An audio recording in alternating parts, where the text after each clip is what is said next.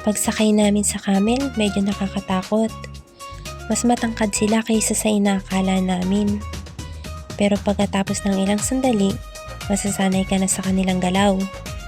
Mabagal at steady ang takbo, kaya may oras kami para mag-relax at talagang namnamin ang karanasang ito. Kakaibang karanasan ng pagsakay sa camel. Sa bawat hakbang nito, ramdam mo ang banayad na pag-alon ng disyerto.